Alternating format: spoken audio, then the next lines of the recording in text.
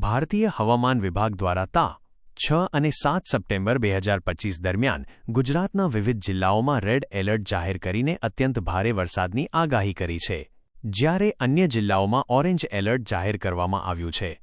અત્યંત ભારે વરસાદની આગાહીને ધ્યાને લઈ મુખ્ય સચિવ પંકજ જોશીના અધ્યક્ષસ્થાને state emergency operation centre Gandhinagar ખાતે સમીક્ષા બેઠક યોજાઈ હતી. આ બેઠકમાં મહેસૂલ વિભાગના અધિક મુખ્ય સચિવ ડોક્ટર જયંતી રવિ તેમજ રાહત કમિશનર અલોકકુમાર પાંડે ઉપસ્થિત રહ્યા હતા. આ બેઠકમાં વિડિયો કોન્ફરન્સના માધ્યમથી જોડાયેલા વિવિધ જિલ્લા કલેક્ટરશ્રીઓને મુખ્ય સચિવે આગાહીને ધ્યાને રાખીને સંભવિત જોખમ સામે એલર્ટ રહેવા સૂચન કરીને જિલ્લા વહીવટીતંત્ર દ્વારા કરાયેલી આગોતરી તૈયારીઓની સમીક્ષા કરી હતી. ગુજરાતમાં 2 દિવસ દરમિયાન અત્યંત ભારે વરસાદની ભારતીય હવામાન વિભાગની આગાહી રાજ્યના બનાસકાંઠા, સાબરકાંઠા, અરવલ્લી, મહેસાણા, સુરેન્દ્રનગર અને કચ્છ જિલ્લામાં રેડ એલર્ટ જાહેર.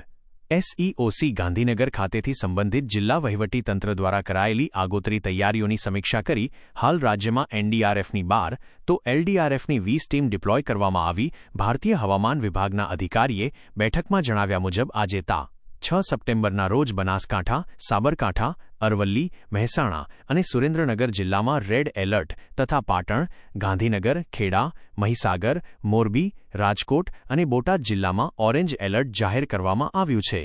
આ ઉપરાંત આવતીકાલ તા 7 સપ્ટેમ્બરના રોજ પણ બનાસકાંઠા, સાબરકાંઠા, મહેસાણા અને કચ્છ જિલ્લામાં રેડ એલર્ટ તથા પાટણ, ગાંધીનગર, મોરબી, સુરેન્દ્રનગર અને અરવલ્લી જિલ્લામાં ઓરેન્જ એલર્ટ જાહેર કરવામાં આવ્યું છે.